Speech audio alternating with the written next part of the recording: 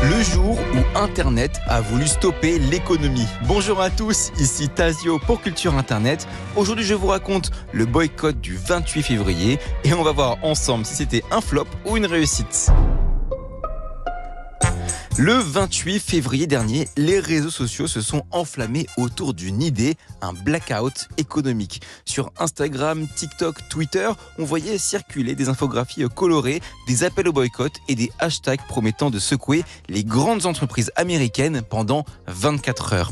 Les influenceurs relayaient le message, des célébrités comme Stephen King encourageaient leur communauté à ne rien acheter ce jour-là et en apparence, le plan était simple, stopper toute consommation non essentielle, éviter les enseignes géantes comme Walmart ou Amazon, voire limiter l'utilisation de sa carte bancaire. L'idée d'un tel boycott était de montrer que les consommateurs pouvaient faire pression en bloquant symboliquement l'économie pendant une journée. Derrière cette opération, on trouve un certain Jon Schwartz, un éducateur en méditation basé à Chicago. Il a fondé un collectif appelé The People's Union USA avec un but d'énoncer la corruption des grandes entreprises. Sur Internet, Schwartz est rapidement devenu une figure. Il a enchaîné les vidéos appelant tout le monde à participer à ce 28 février historique. L'engouement a été fulgurant grâce à l'effet démultiplicateur des réseaux. Les partages s'accumulaient et beaucoup y voyaient une forme de révolte numérique. Mais le jour venu, la réalité a rattrapé l'élan virtuel. De nombreux internautes ont pointé du doigt un problème majeur. Il n'y avait pas de demande concrète. Aucune véritable revendication formulée envers les grandes entreprises. Pas de liste de mesures précises à obtenir. Juste une date, un slogan et la volonté de ne rien acheter pendant 24 heures. Résultat, la plupart des firmes n'ont même pas relevé l'initiative. Et dans l'ensemble, les ventes reportées au lendemain n'ont fait que minimiser l'impact financier potentiel. Sur Twitter, beaucoup s'en sont moqués, les mêmes abondaient, montrant des utilisateurs célébrant la fin du boycott le 1er mars avec leur panier Amazon plein à craquer. D'autres reprochaient à Schwartz de jeter un pavé dans la mare sans donner de suite. Et comme si ça ne suffisait pas, le New York Times a révélé presque en même temps que Jon Schwartz était un délinquant sexuel enregistré. Il aurait aussi récolté plus de $100 000 via une cagnotte participative sans qu'on sache exactement à quoi cet argent servirait. Le scandale a explosé sur les réseaux, éclipsant en partie le message initial. Certains internautes ont effacé leur story Instagram et supprimé leur tweet de soutien, ne voulant plus être associés à un tel personnage. Ce rebondissement a entamé la crédibilité de l'initiative. Beaucoup ont parlé d'un coup d'éclat raté, voire d'une escroquerie.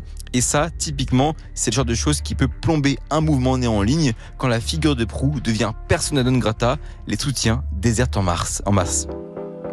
Pourtant, ce boycott du 28 février n'est pas qu'un échec ridicule. Des analystes comme Braden King et de la Kellogg School of Management soulignent qu'un tel événement montre au moins une chose. La mobilisation sur Internet peut s'organiser à une vitesse folle. Même si elle se solde par un flop, elle crée un sentiment collectif, une dynamique qui peut ressurgir plus tard sous une forme plus aboutie.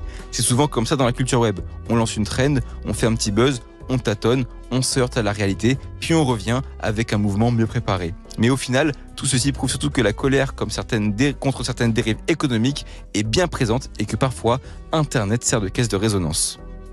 D'ailleurs, ce n'est pas fini. The People's Union USA promet d'autres dates. Ils veulent prolonger le boycott sur plusieurs jours, cibler précisément des entreprises comme Amazon, Nestlé, Walmart ou encore General Mills, avec à chaque fois des périodes d'inactivité économique censées faire trembler les multinationales. On parle même d'un nouveau blackout pour le 18 avril. Reste à savoir s'ils ont retenu la leçon. Les internautes exigent maintenant de vraies revendications, un plan précis. Beaucoup proposent d'exiger la remise en place des politiques d'inclusivité supprimées depuis le début de l'année ou de réclamer des salaires minimums plus élevés. Sur Twitter, certains militants poussent pour organiser en plus des rassemblements physiques et des pétitions ciblées de manière à ancrer le mouvement dans la réalité et pas seulement dans le flux des stories. En fin de compte, ce 28 février pose une question essentielle sur l'engagement politique en ligne. Peut-on vraiment faire bouger l'économie en restant derrière son écran ? Les boycotts numériques réussissent parfois, mais ils se concentrent souvent sur des cibles uniques et des demandes très claires. Ici, le slogan ne rien n'acheter pendant un jour, sans détail, a vite montré ses limites. On pourrait donc croire que tout est perdu, que ce blackout n'aura servi à rien.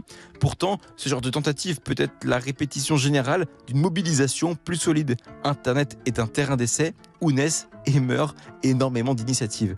Certaines disparaissent, d'autres mutent et reviennent plus fortes. Alors, flop ou première étape?